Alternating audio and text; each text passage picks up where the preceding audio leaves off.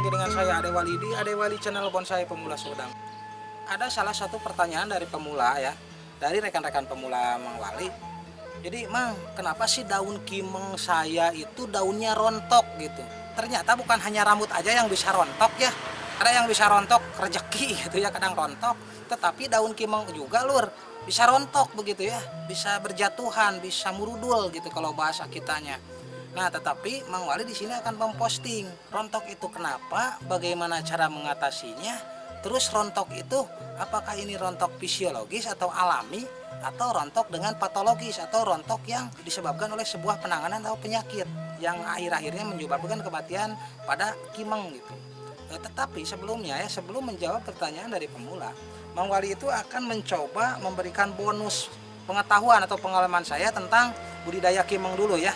Nah, sebagai bonus ya, lihat ini Mang Wali telah melakukan eksperimen setek kimeng tanpa menggunakan anti jamur, tanpa menggunakan teknik khusus ya.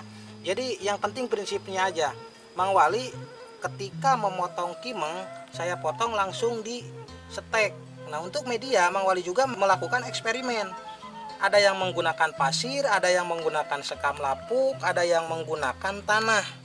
Ternyata kalau di musim hujan ya itu sangat efektif ya, karena selalu tekankan itu Mang Wali itu bagaimana caranya kita membudidaya itu atau mulai menanam itu di musim penghujan seperti itu. Nah, ini hasilnya ternyata ya, lihat ya, ini sangat subur-subur sekali ya, ini sangat subur.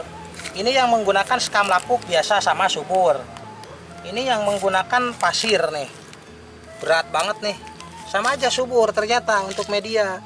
Nah, ini ada yang menggunakan media tanah ya.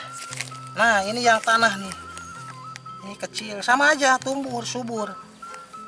Prinsipnya untuk menanam ini adalah yang pertama itu musim, perhatikan ya. Yang kedua harus membawa daun saat menyetek, sama aja.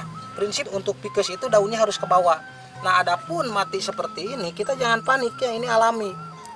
Ini alami ketika mulutnya atau akarnya belum kuat untuk memberi nutrisi, dia akan membuang sebagian. Daripada mati semua ya, sebagian dibuang oleh dia gitu. Tetapi dia tetap bisa melanjutkan kehidupannya gitu, seperti itu. Baik lur, walaupun tidak ada kopi hitam ya, karena saya ngevlog di luar nih, saya akan langsung ke materi. Kenapa sih pohon kimeng itu daunnya jatuh gitu? Kebetulan Mang Wali punya seperti itu. Nah, oke bro, ini adalah kimeng kepunyaan saya ya. Sama aja, ini sekarang kebetulan lagi berguguran daunnya, lihat ya. Nah, ini berguguran seperti ini. Ini berguguran ya. Dan bisa diperhatikan ketika berguguran dahan ini memanjang.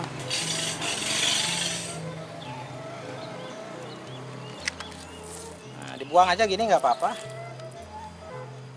Nah, oke, kita akan bahas berguguran jatuhnya ini. Kita harus bisa mendiagnosa. Diagnosa adalah penentuan trouble, penentuan masalah. Kenapa sih berjatuhan daunnya seperti ini? Nah, untuk menentukan kenapa jatuhnya atau rontoknya daun seperti ini, kita harus mengurut sejarahnya.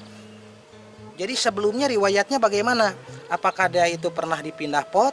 Apakah dia itu pernah diberi urea yang sangat tinggi? Contoh tadom ya, atau pupuk kandang misal belum dingin, itu biasanya menurunkan atau mengeluarkan atau merontokkan daunnya, atau pindah atau ganti media gitu, dia juga akan mengeluarkan media. Itu adalah fisiologis lur. Nah, jadi pohon kimeng ini ya, kalau kita perhatikan, dia membesarkan dahannya. Sebelum membesarkan dahan, dia memanjangkan dulu batang, baru membesarkan batang. Tidak seperti pohon serut. Serut itu bisa membesarkan batang sambil tidak perlu memanjangkan dulu ini, tidak perlu memanjangkan batang dulu ya, sambil membesarkan itu. Nah, untuk di kimeng ini menjatuhkan daun atau merontokkan daun seperti itu adalah teknik dia untuk memanjangkan batang, supaya ketika batang panjang tapi daun tidak banyak, dia tidak jatuh seperti ini. Jadi dia juga sudah punya kode, sudah punya perintah ya, sudah punya akal bagaimana caranya daunnya tidak jatuh ketika dia mau membesar. Jadi buang dulu daunnya, fisiologis atau alami ini.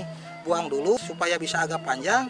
Setelah panjang, dia akan membesar seperti itu ya. Kenapa seperti itu di pohon kimeng? Karena kimeng juga harus mempertahankan ciri khas, di mana ciri khas kimeng itu si pucuk itu ke atas seperti ini. Kalau misalkan jatuh seperti ini, dia takut pahili dengan caringin ya. Takut pahili apa? Pahili itu Tertukar. takut tertukar. Nanti kalau ada kimeng jatuh daunnya seperti ini ke bawah, kimeng juga dia takut tertukar. Takut saya kalau jatuh seperti ini daunnya ke bawah, pucuknya takut disebut beringin gitu. Dia tetap ingin punya ciri khas bahwa kimeng itu pucuknya itu ke atas seperti ini nantinya. Nah, itu adalah kode dia atau akal-akalan dia supaya bisa mempertahankan ciri khasnya ya. Jadi itu. Nah, tadi dibahas oleh Mang Wali kalau misalkan jatuh nih. Kalau misalkan jatuh, lihat riwayatnya. Kalau riwayatnya misalkan dipindah atau setelah pemupukan, itu adalah normal ya. Normal untuk jatuh. Nah, adapun yang harus dibahas satu lagi di sini adalah bagaimana yang tidak normal atau yang patologis, yang menjatuhkannya itu patologis. Itu sangat mudah melihatnya ketika semua daun tuanya jatuh, lihat di pucuk seperti ini.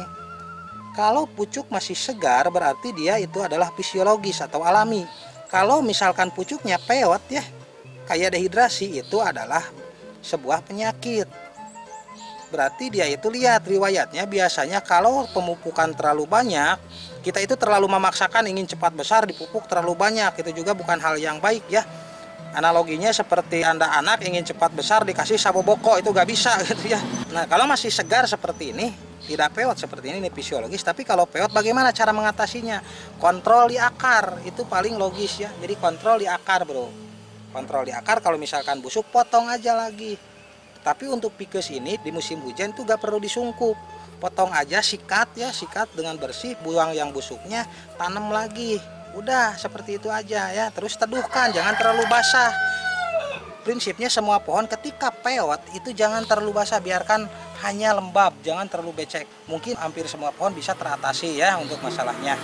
Oke bro, mungkin seperti itu dulu ya postingan Mang Wali kali ini, menjawab salah satu pertanyaan dari pemula. Mudah-mudahan bisa dipahami dan mudah-mudahan bisa bermanfaat dan semakin meningkatkan silaturahmi di antara para pebonsai. Saya Ade Wali di Ade Wali Channel Bonsai Pulau Sumedang. Jangan lupa subscribe, like, komen, dan Mang Wali ingin curhat ya untuk semua orang yang nonton video saya ya, mau curhat itu kalau misalkan ada iklan tolong jangan di skip ya, jangan di skip karena itu adalah salah satu power Mang Wali untuk semakin kreativitas. Oke, selamat mencoba.